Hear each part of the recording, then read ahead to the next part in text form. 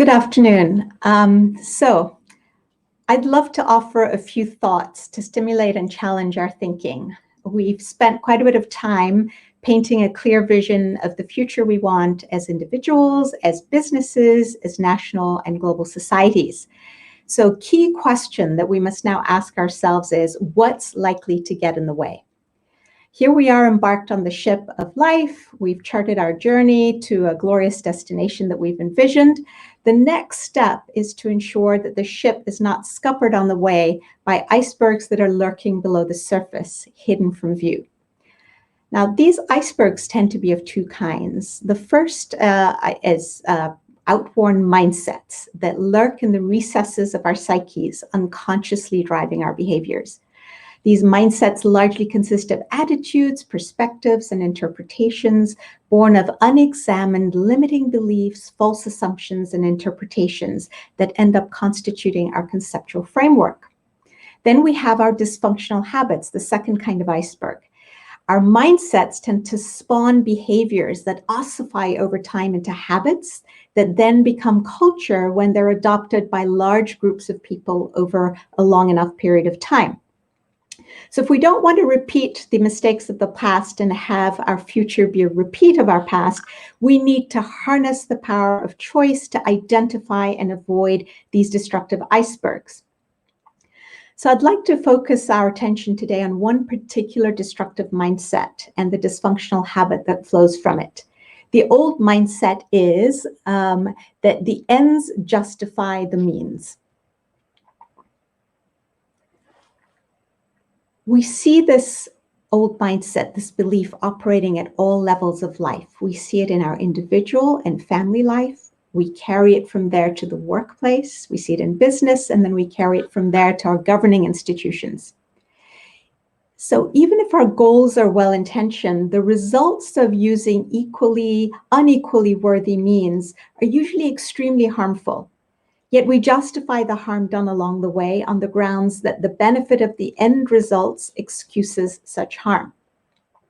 A typical behavior that then results from this mindset is acting on the basis of expediency and short-termism.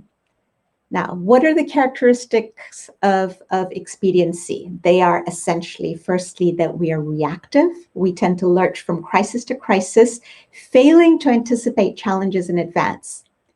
So, for instance, our leaders around the world and the global community failed to heed warnings about an airborne virus that would move from animals to human and cause a global pandemic. We were warned about this for a long time, and yet we failed to anticipate it and take the necessary steps to be prepared for it. The second characteristic is that we make decisions that yield short-term benefits based on narrow self-interest. As a result, the third characteristic is that we never get to the root of any problem. The embers of a problem are always left burning, waiting for the winds of circumstance to blow and to ignite the flames again. Also, our solutions tend to sow the seeds of the next disaster, and our solutions are also incongruent with each other.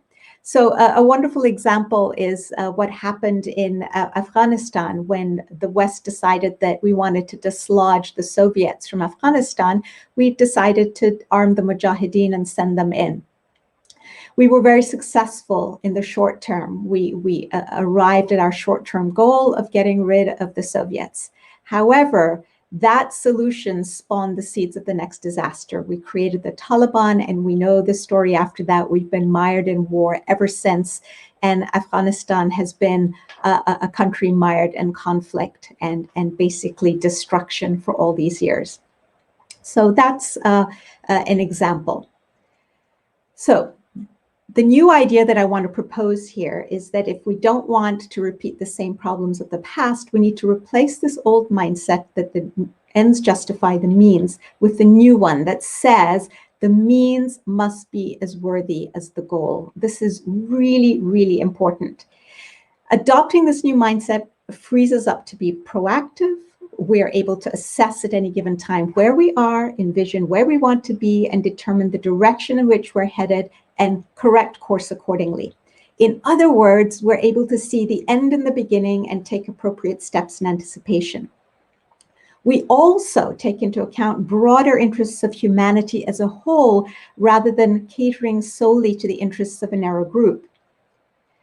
Another really important result is that we substitute a principled approach for expediency. What do we mean by that?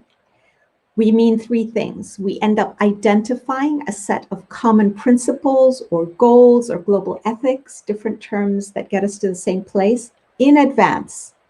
We do this because we recognize that there are laws that govern our social existence, just as there are laws that govern our physical existence, like the law of gravity.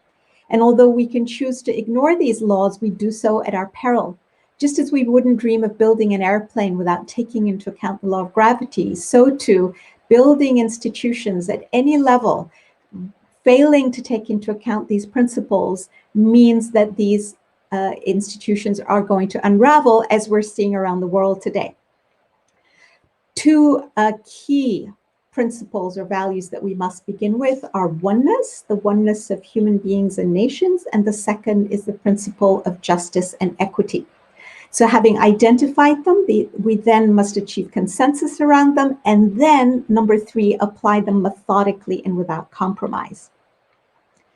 Now, an idea that is intimately and inextricably really connected with this new mindset is the idea that we must have a growth orientation as opposed to an outcome orientation.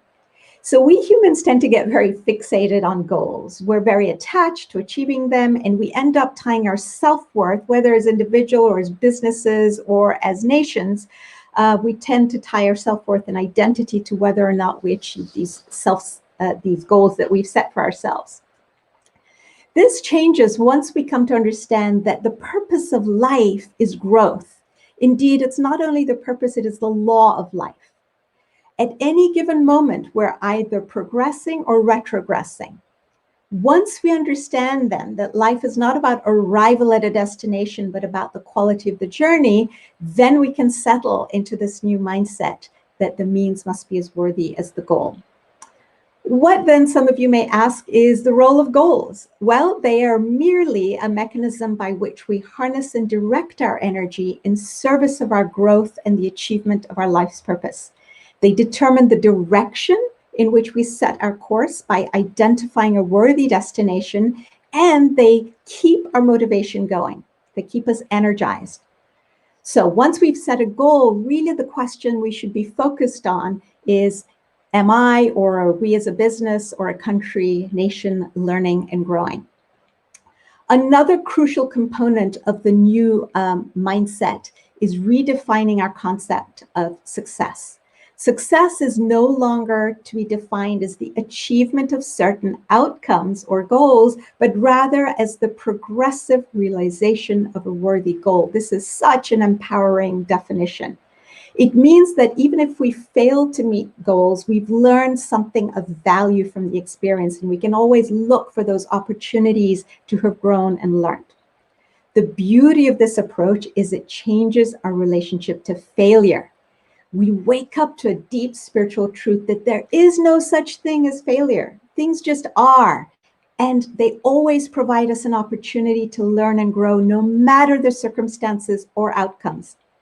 Consequently, we free up so much energy that is otherwise sucked up by anxiety, fear, avoidance of action, or indecision and dithering. Our lives become more joyful and productive, whether in business or in government or in our individual and family lives, and we tend to see a wider array of possibilities before us. These are the thoughts that I wanted to share with you. I look forward to engaging in conversation with you in this next period. All right, see you soon.